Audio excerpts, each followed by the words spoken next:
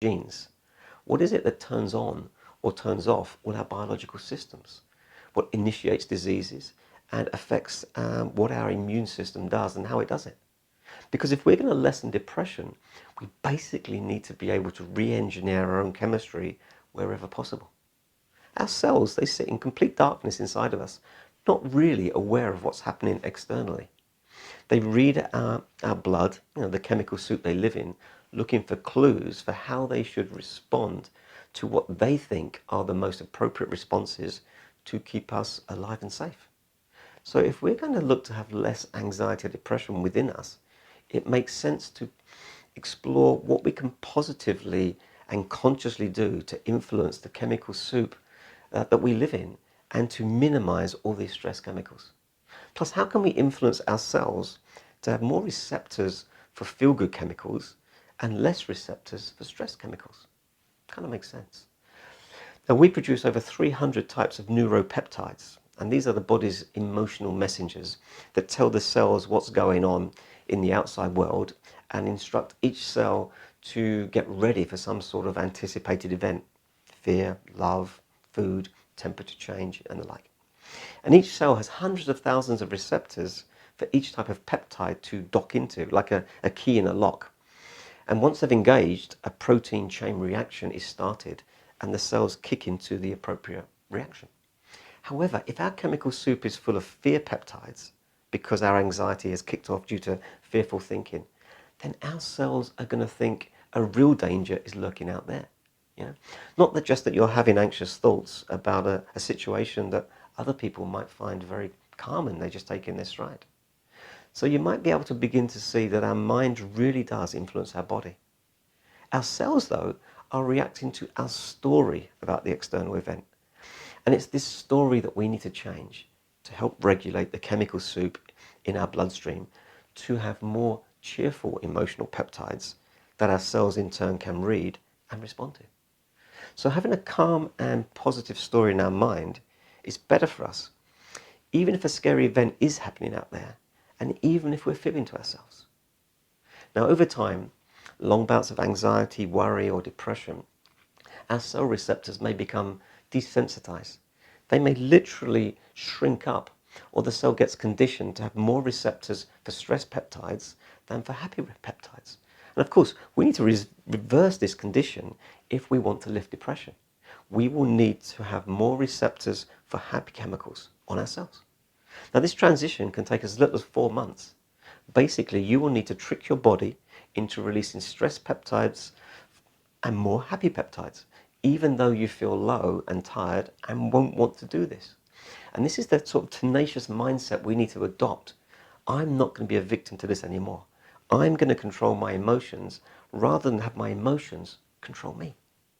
And due to living anxiously, we may have unknowingly bombarded ourselves with the same fearful attitudes and the same chemistry on a daily basis, year after year after year. And when our cells decide to divide, that cell will have more receptor sites for those old emotional neuropeptides and less receptors for happiness, and positive hormones. It will have less receptors for vitamins, minerals, nutrients, fluid exchange, or even the release of waste products or toxins. Now, all aging is the result of improper protein production. What happens when we age is our skin loses elasticity. Well, elastin is a protein. What happens to our enzymes? Well, we don't digest as well. Proteins become a bit stiff and brittle, and our bones become thin. Aging is the result of improper protein production. So one question that arises that's really important is, does it really matter what we eat?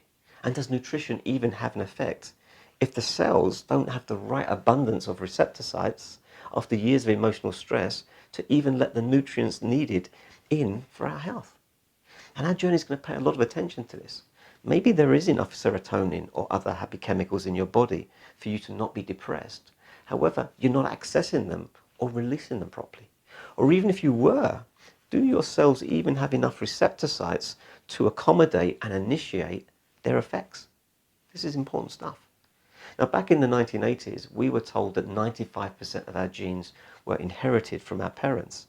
So if they had a genetic predisposition to cancer, heart disease, obesity, stress, anxiety, depression, or the like, then poor us. And because these conditions run in the family, there was little we could do about it. It was a lottery.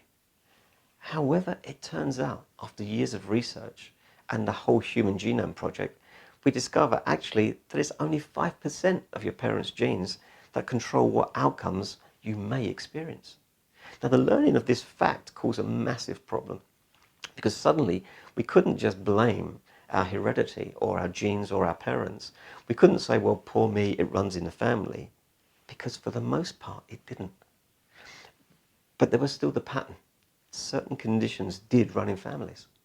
And this is the thing that I really need you to understand.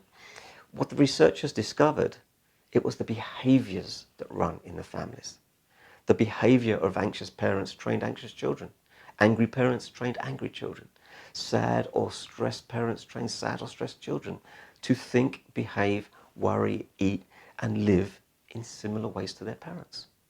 Therefore, the behavior of worrying, stressing, eating, being angry, etc., over time signaled the genes to either express or not express themselves, and hence through similar behaviors they experienced the similar diseases or the similar conditioning of the mind and body. And this was further proved by placing an adopted child, with her own gene set, into a family that had genes susceptible to certain conditions such as heart disease. And over time, the adopted child often developed the same conditions. So what turns out to be happening is that the environment that our cells live in, let's call it our bloodstream, our chemical soup, is actually the recipe for what determines which genes get expressed within you. And if we take that further, our chemical soup is driven by our external environment, what we eat, if we're stressed, our job, the toxins around us, smoking, medication, drinking, and of all the negative external contributors to our chemical soup, it turns out that our thoughts are the biggest contributor to releasing chemicals into our bloodstream, and hence guide the expression or not of the propensity of our genes and subsequently our health. Which means how we think mostly trumps what we eat or what's happening to us externally. A happy person in a bad job may have a healthier chemical soup than a stressed person in a good job. A person with a poor diet but a positive attitude may have a healthier chemical soup than a vegetarian who eats beautifully but is stressed about the plight of animals. A calm person in an anxiety-ridden environment may have a healthier chemical soup than an anxious person in a calm environment.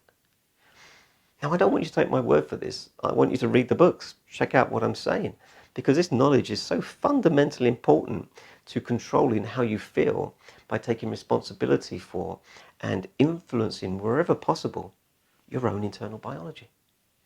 What controls the fate of your cells is mainly not your inherited genes, it's your chemical soup, which is mostly controlled by your thoughts and your reactions to life and to other people. You can see how anxious or OCD type thinking can be so negative for your biology and over time can bring on depression.